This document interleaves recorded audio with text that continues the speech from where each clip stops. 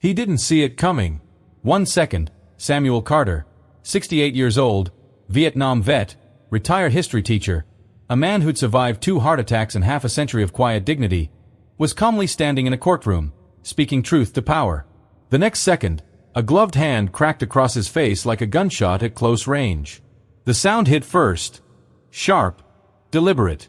The kind of slap that silences an entire room not because of pain, but because of what it means. It came from Lieutenant Colton Price, 42, white, uniform crisp enough to cut glass. The kind of man who carries his badge like a sword and his rage like a shield. His jaw was already clenched before he stood. His eyes burned with the kind of entitlement that says, "You forgot your place." The courtroom froze. No one moved. Not the bailiff. Not the judge. Not the clerk. Samuel didn't fall. He didn't shout.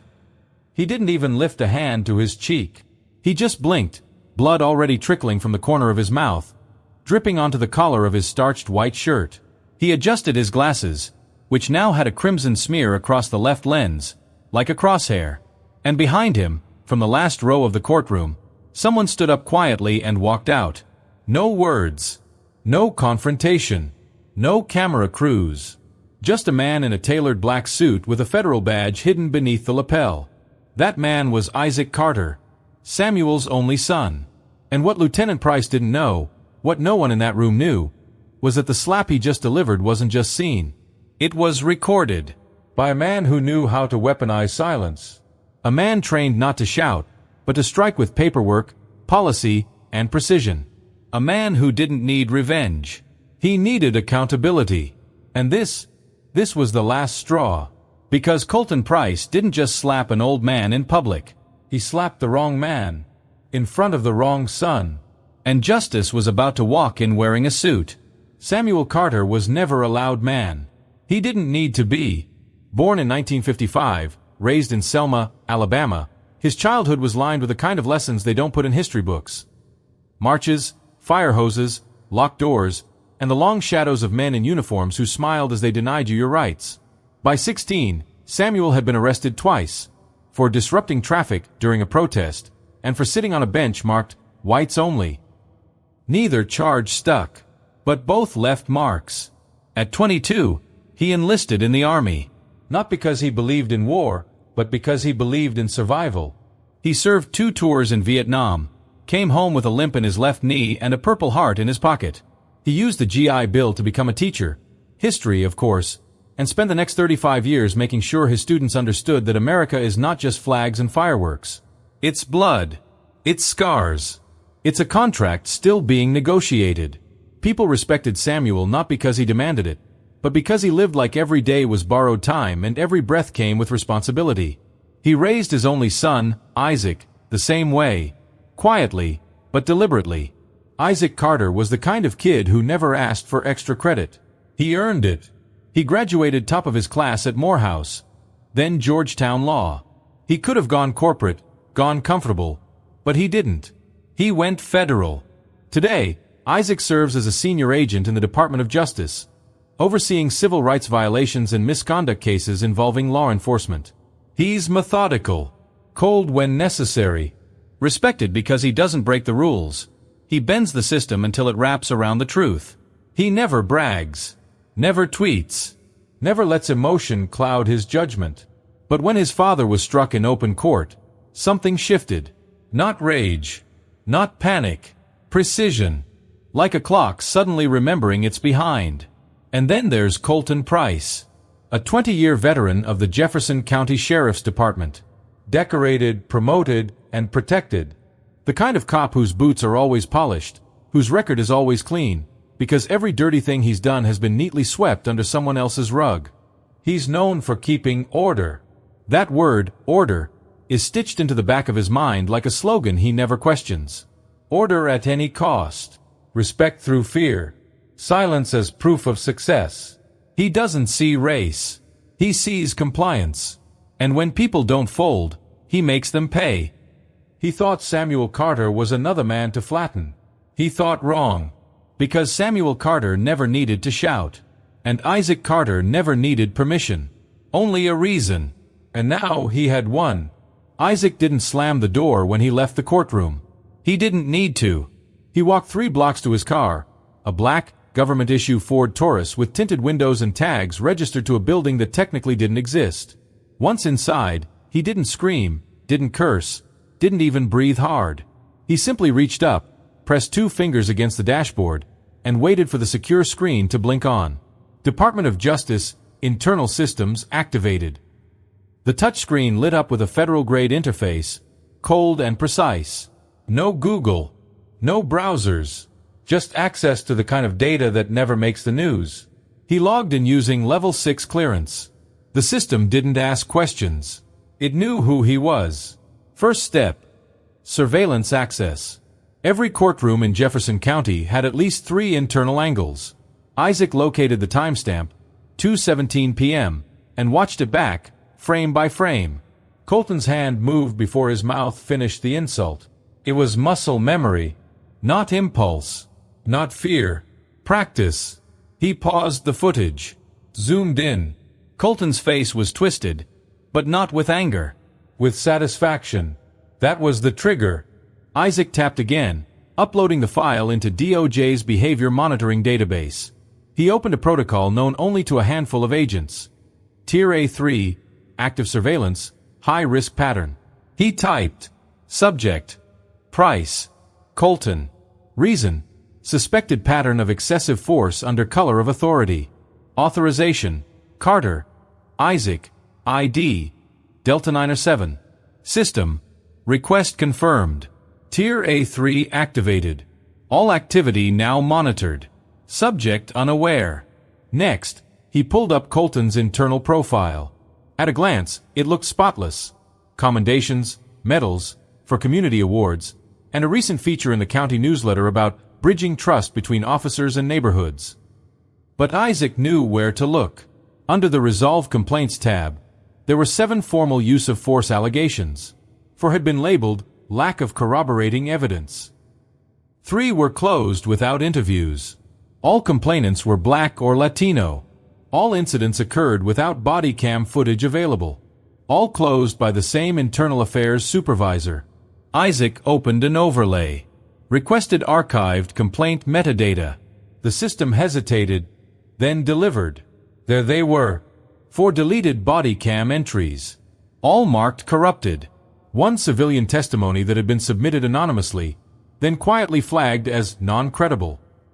And a name, Alicia Jameson, former IA investigator, who had resigned 4 years ago for personal reasons. Isaac leaned back in the driver's seat. He tapped the screen once more, launching a deep dive background request. The kind that pulls metadata from call logs, GPS pings, courthouse entries, and internal communication channels. He wasn't looking for drama. He was building a case. Quietly, carefully, without warning. Because the truth about men like Colton Price wasn't just in what they did. It was in the cracks they left behind. And Isaac Carter had just started following those cracks. No headlines. No noise. Just a quiet war that began the moment a man laid hands on the wrong father, in front of the wrong son. The system had 72 hours before he made the next move. And Isaac Carter? He'd already made his. By 9 a.m. the next morning, Isaac was in a DOJ satellite office in Birmingham, 20 miles from Jefferson County, but light years away in terms of oversight. He didn't sit at a desk. He stood, arms crossed, eyes fixed on the wall-mounted screen as it processed the surveillance metadata and call logs pulled from Colton Price's device history. The dots were already connecting.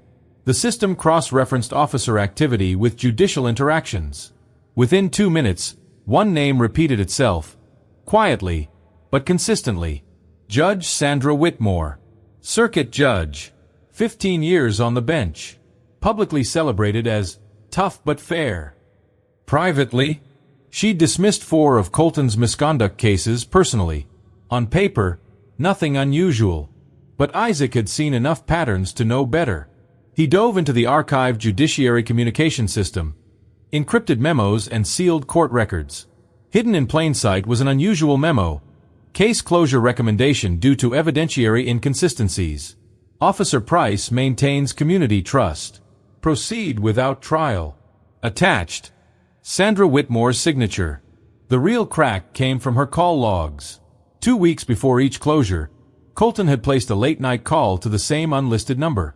The system flagged it, registered to Whitmore's private chambers, marked After Hours Internal Access. 7 calls. All under 5 minutes.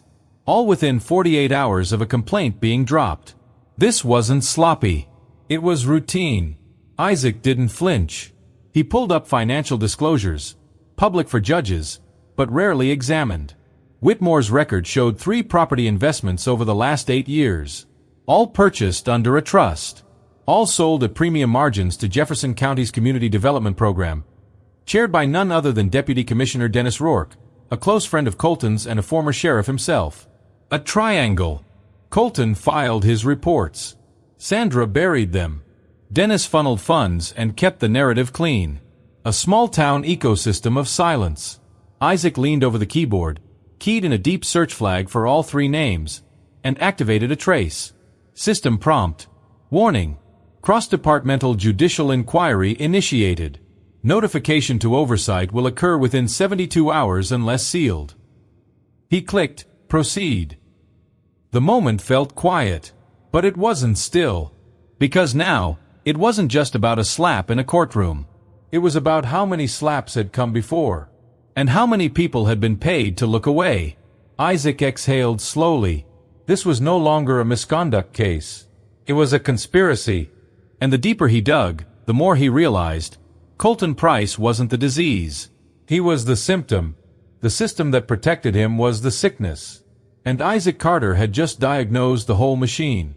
Isaac had learned a long time ago, if you dig deep enough, you eventually find someone else who tried, and got buried for it. That someone was Alicia Jameson. Her name had surfaced once in the metadata he pulled. An internal affairs officer who'd quietly resigned 4 years ago. No press. No controversy. Just gone. Vanished beneath a polite headline. Veteran investigator steps down to pursue family life. But Isaac knew better. Nobody steps away from a badge like that, unless something pushed them out. He tracked her down through a secure public service pension registry. Cross-referenced addresses. Found her living 2 hours south in a quiet patch of Tallahassee, Alabama, under a different last name. Jameson became Walters. Still paid taxes. Still drove a 10-year-old Camry. Isaac didn't call. He showed up. The house was small. Single story, gray siding, mailbox leaning left. Wind chimes clinked soft notes on the porch. She answered the door before he knocked. Didn't expect them to send someone in a suit, she said, eyeing the DOJ pin on his lapel. I'm not here for you, Isaac replied. I'm here for the truth you couldn't say. Her expression didn't change, but something in her shoulders eased. She stepped aside. Inside, the air smelled like lemon oil and old files. Alicia led him to a back room, pulled out a plastic storage bin from under a desk. Inside was a manila envelope, worn edges, tape yellowing, written in black Sharpie, Price/Whitmore, DNR copy. DNR? Isaac asked. Do not release, she said. It was my backup. For me. In case one day, someone like you came knocking. He opened the folder. Printed emails. Screenshots of altered case summaries. Time-stamped scans of memos that never made it to public records. And a USB drive. She handed it to him like it was radioactive. One recording. Captured in the locker room. Audio only. Colton bragging about breaking a suspect before IA could log the complaint. Isaac looked at her carefully.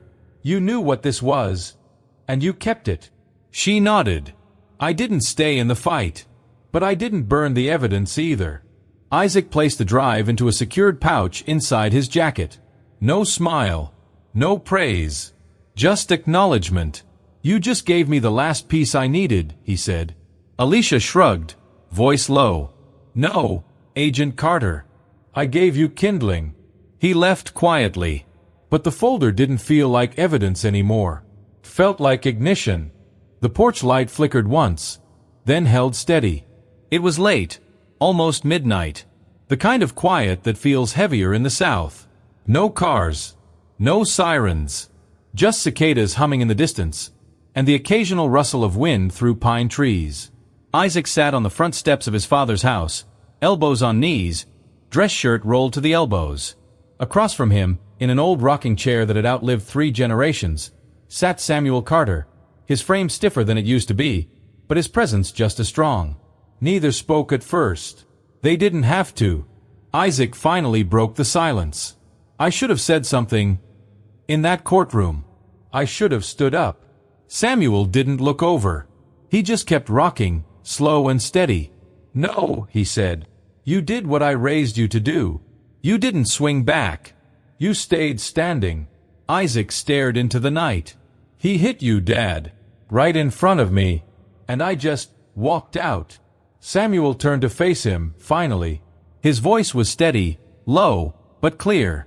And what would shouting have changed? The judge? The crowd? "That man didn't slap me to shut me up. He slapped me because silence scares men like him more than noise ever could." Isaac didn't answer right away. Samuel reached into his jacket pocket, pulled out an old black and white photo. Folded, creased. He passed it to Isaac. In the photo, Samuel, much younger, in handcuffs, being shoved into a police van. Behind him, signs that read "Equal Pay for Black Teachers." "Birmingham, 1968, Samuel said. "That was the first time I got hit for speaking up. This time, it might be the last." Isaac looked at the photo, then at his father. "I'm not doing this for revenge." "I know," Samuel replied. "You're doing it because you still believe the law can work. That makes you dangerous in the right way." They sat like that for a while. 2 men from 2 generations, separated by time, but tied together by blood and burden. No more words were needed. Forgiveness was already in the silence. The video hit the internet just after 7 a.m. on a Tuesday. It came from a cracked iPhone, filmed from the back row of the Jefferson County courtroom. Shaky, zoomed in, low quality. But the content? Undeniable. Colton Price. A uniform. A slap.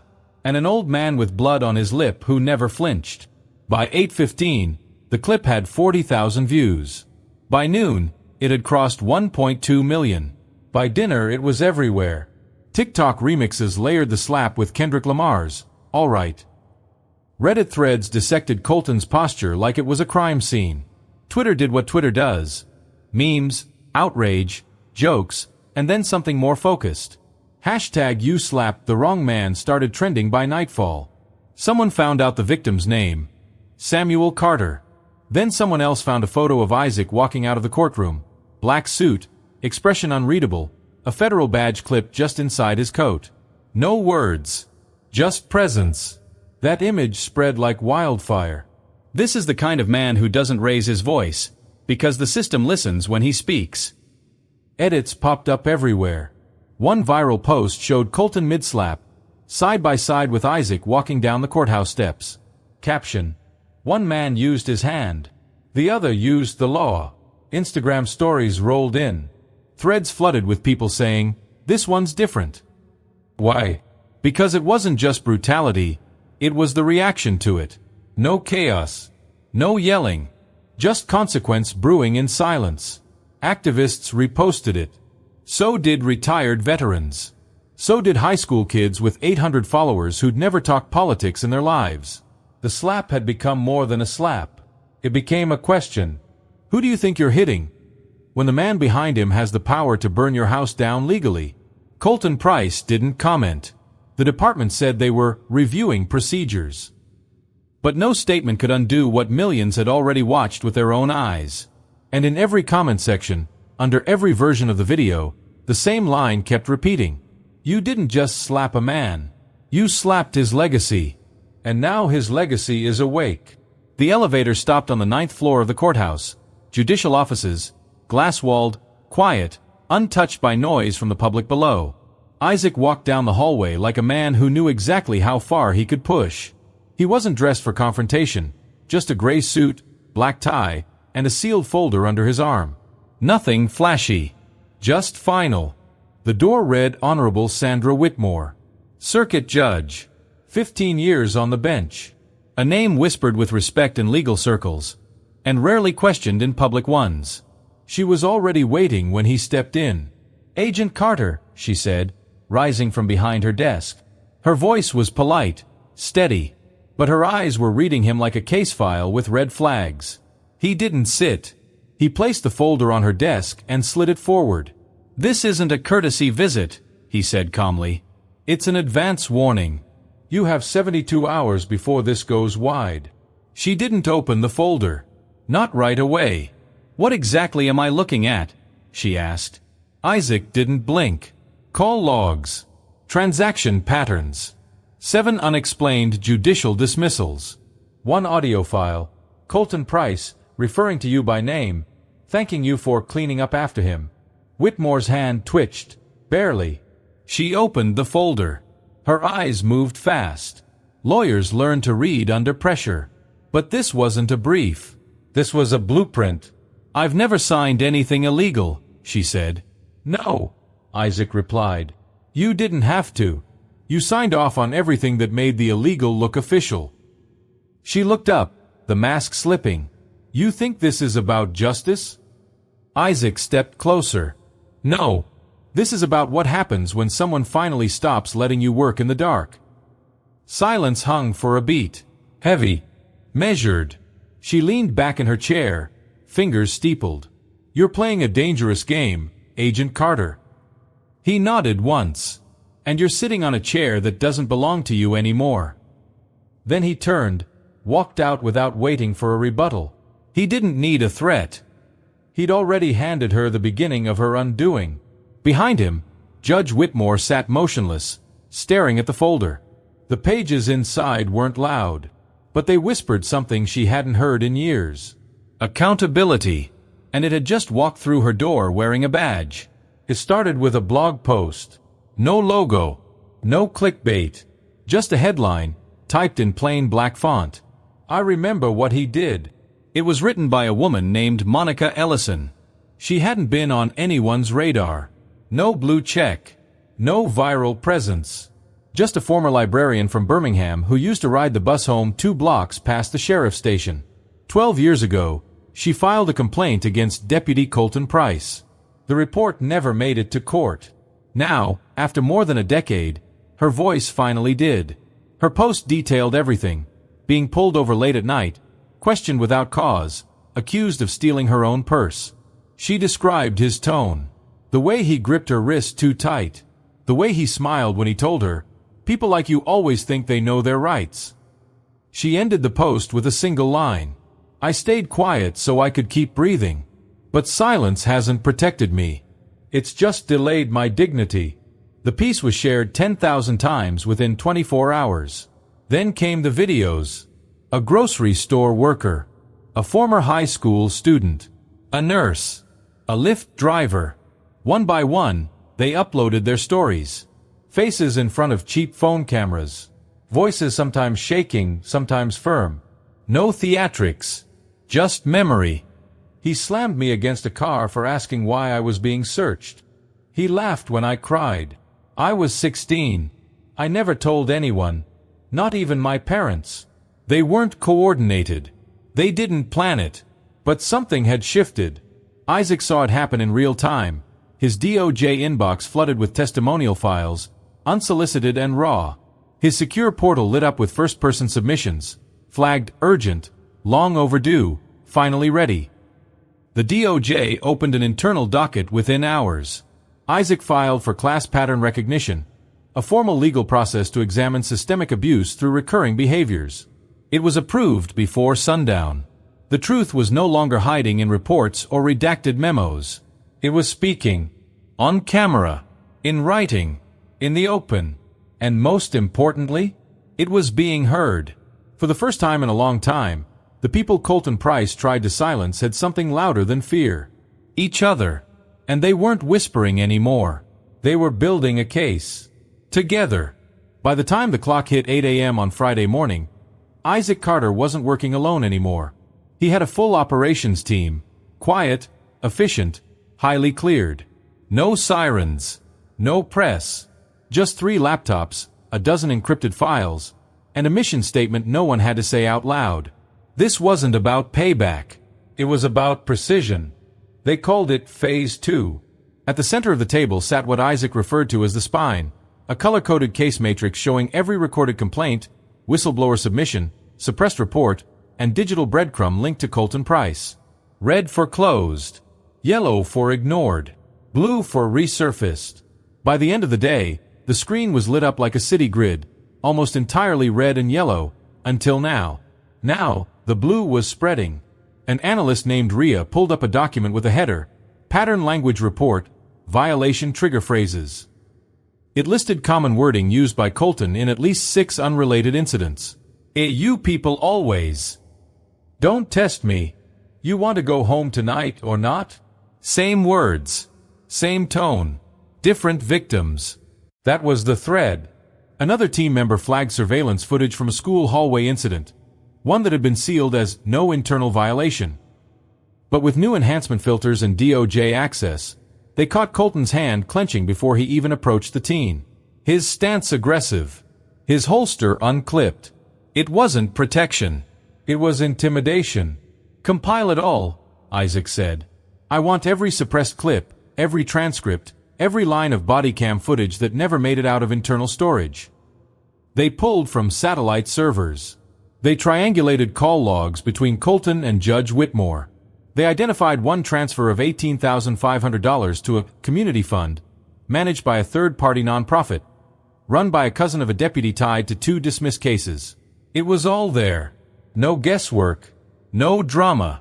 Just a long, calculated paper trail, with Colton Price at the center of it like a man who thought no one was watching. Isaac stared at the timeline glowing on the screen. Every file he touched, every line he read, every voice he heard, it all spoke the same truth. Colton hadn't made a mistake. He'd made a routine. And Isaac wasn't chasing revenge. He was just holding up a mirror. One no badge could dodge. The courtroom didn't buzz with cameras. It pulsed with something heavier. Expectation. This wasn't a case anymore. It was a reckoning. Colton Price sat at the defense table, jaw locked, eyes forward, suit too stiff for a man used to body armor and intimidation. He looked like someone who had just realized the walls he used to lean on weren't there anymore. Across from him, Isaac Carter sat quietly. No uniform. No badge visible. Just a federal folder in front of him, and a presence no one could deny. The judge, federal, not local, opened the proceedings with measured calm. No theatrics. Just law. The prosecution began with the tape. Not a speech. A recording. Colton's voice. Loud. Cocky. I don't break rules. I just bend people until they stop talking. The courtroom didn't move. It didn't have to. The sound said everything. Next came the victims. One by one. A woman describing the night she was dragged from her car without reason. A teenager who said he stopped asking why after the 3rd time Colton shoved his face against concrete.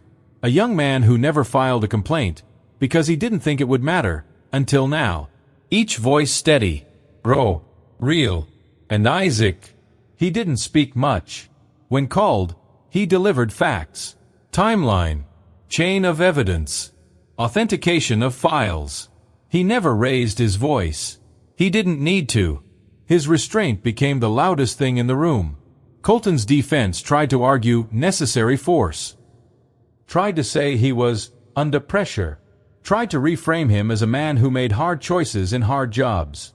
But the evidence made one thing clear. Colton didn't make one bad call. He built a career on believing no one would ever call him out. And that belief, that arrogance, was now collapsing in real time. Then came the moment no one expected. The judge asked if Samuel Carter wished to speak. He stood, slowly, like a man used to carrying weight. He didn't approach the bench. He didn't point fingers. He simply turned toward the jury and spoke. I've been hit before, he said, by men in uniforms. Men with badges. Men who told me I didn't belong where I stood. But that day in court, that slap, it wasn't about me. It was about reminding everyone else to stay small. He paused, looked directly at Colton. I'm not small. I never was. And now, Neither are the people you tried to silence.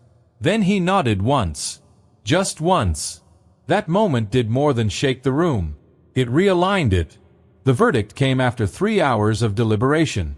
Guilty on 6 counts, excessive force under color of law, obstruction of justice, conspiracy to suppress evidence, and more. As the judge read the sentence, 25 years federal, no parole, Colton didn't shout. He didn't cry. He just sat still, like a man watching the mirror finally crack. No one applauded. No one cheered. Because justice, when it's real, doesn't need celebration. It just needs to land. And this time, it did. The porch was quiet again. Same creaking boards. Same rusted mailbox. Same rocking chair leaning just a little to the left. But the air felt different now, lighter somehow, like the ground itself had exhaled. Samuel Carter sat with a cup of black coffee cooling in his hands. No newspaper. No radio. Just the early hum of cicadas and the distant sound of a lawnmower down the street. Isaac joined him, stepping onto the porch with the soft tread of someone who didn't need to be in a rush anymore. They didn't say much. They didn't need to. Justice had come and gone. Not loud, not showy, just precise. And for the first time in a long time, neither of them was carrying the weight alone. Samuel finally spoke. "You know," he said, "when they hit me back in '68, they didn't even bother hiding it. No cameras. No questions. Just pain and silence." He looked at his son. But this time they had to watch. This time the silence didn't win. Isaac nodded. A moment passed. Then, from the sidewalk, came the sound of small footsteps. A young girl, no older than 10, walked up shyly, gripping a folded piece of paper. She looked at Samuel, then at Isaac. "Are you the man from the video?" she asked softly. Isaac didn't answer right away. He just smiled. She handed him the paper. A hand-drawn sketch. Crayons on printer paper. It showed a man standing tall, holding a file, not a weapon. "I want to be like you," she said. "But I won't need to yell, right?" Isaac knelt down beside her. "No," he said gently. "You just need to stand where it matters." She nodded and skipped away. Samuel watched her go, then leaned back, eyes half closed, smile faint. "Maybe this time," he said, "was enough to stop the next one." And for once, Isaac believed him. Not every victory comes with fireworks. Sometimes, justice doesn't roar. It doesn't pound its chest or demand applause. Sometimes, it arrives in the form of a file quietly handed across a desk, or a father standing tall without ever raising his voice. We're taught to believe truth must shout to be heard, that you have to fight loud or be forgotten. But the truth? Real truth doesn't need volume. It just needs to hold its ground. Samuel Carter didn't win by swinging back. Isaac Carter didn't win by going viral. They won because they refused to let silence be a hiding place for fear anymore. In a world full of noise, remember this: you don't have to yell to make history. You just have to stand when it matters. And keep standing when no one else will. That's how justice moves. Quietly, but permanently.